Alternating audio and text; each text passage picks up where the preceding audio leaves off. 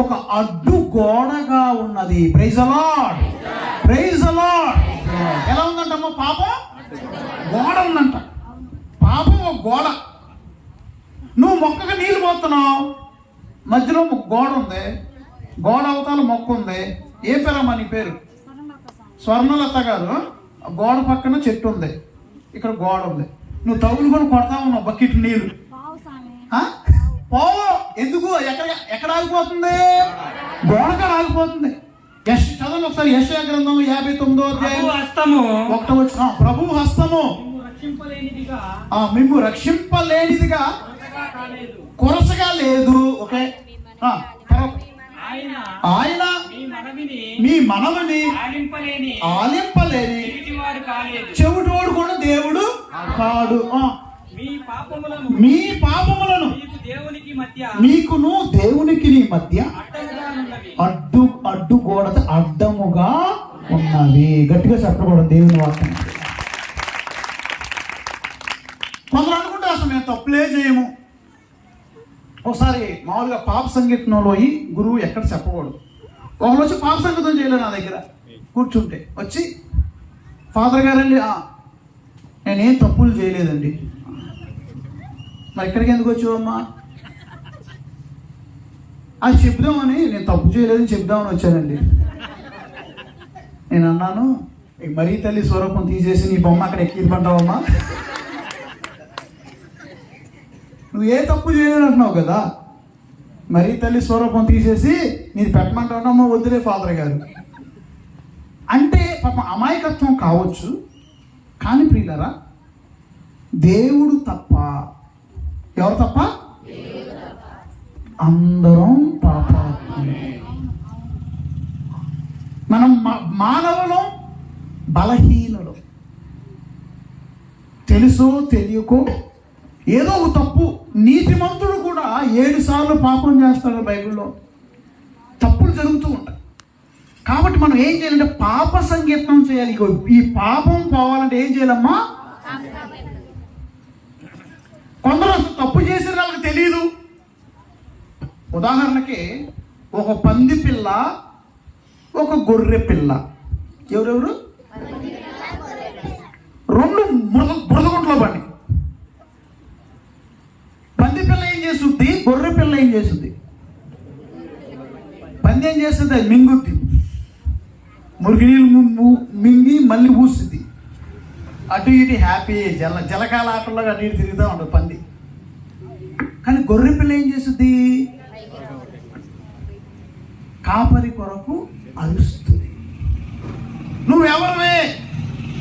నేను పంది పిల్ల అనుకో, అసలు నేను పాపమే చేయలేదు, అసలు ఆ తప్పులే లేవండి అంట. నేను గొర్రె పిల్ల అయితే, అయ్యో నేనున్న ప్లేసు శుభ్రముగా లేదు, నాలో ఈ మిస్టేక్ ఉంది, దీన్ని నేను తొలగించుకోవాలి, నా పాపాన్ని తుడిచివేయాలి అని పాప సంగీతనం చేస్తాం.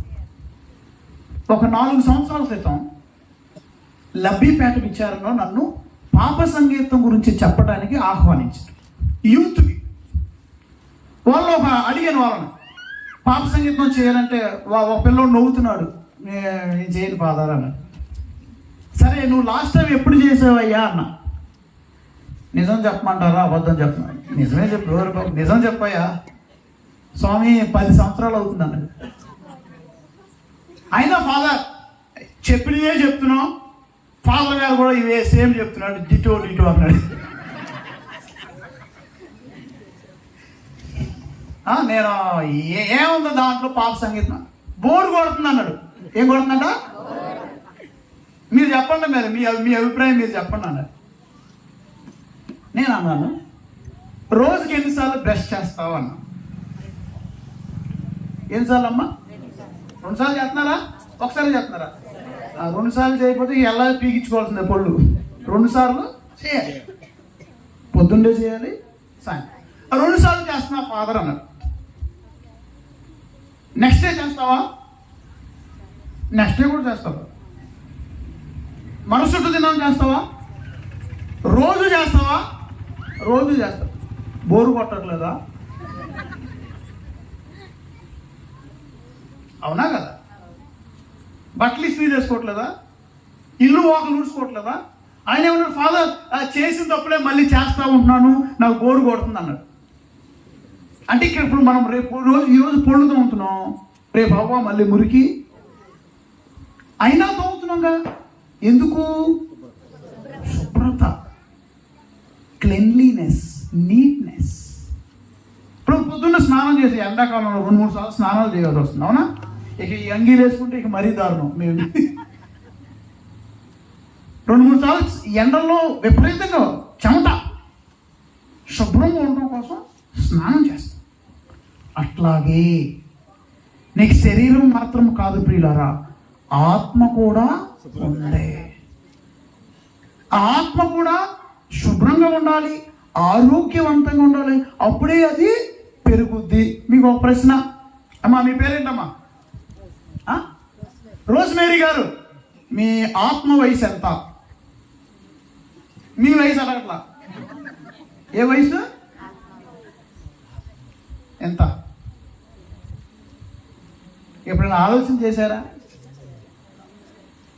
ఎవరైనా చెప్తారా మీ ఆత్మ వయసు ఎంతో? ఏమండి ఏమండి? మామూలుగా అట్లా అనుకుంటారు మన వయసు ఎంతో, కానీ కాదు.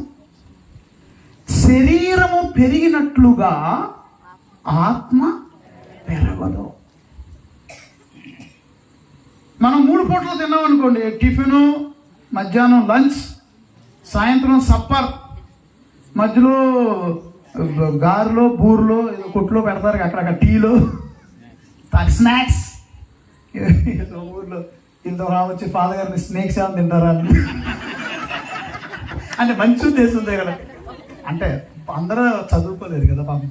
నేను ఒకేసారి చైనా నుంచి వచ్చాను. ఎందుకంటే అవ్వాదం స్టోరీ ఉంది కదా బైబిల్లో. ఒకళ్ళు అన్నారు, అవ్వాదం కనుక చైనాలో పుట్టుంటే అసలు జన్మ పాపమే ఉండేది కాదంట. ఏముండేది కాదు? ఎందుకు? అవ్వమ్మ దగ్గర పాము వచ్చింది కదా, ఈ యాపిల్ పండు తినన్నప్పుడు అవ్వమ్మ యాపిల్ బదులు పావునే తినేసేదంట. మరి అది అలవాటు కదా.